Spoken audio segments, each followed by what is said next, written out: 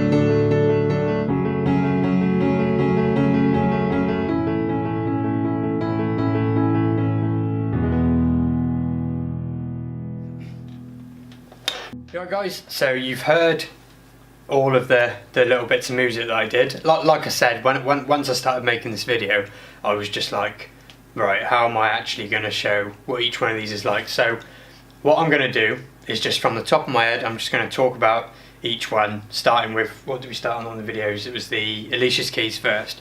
So on ALICIA'S keys, it's definitely the least diverse plugin of the three you've just heard. I can 100% tell you that.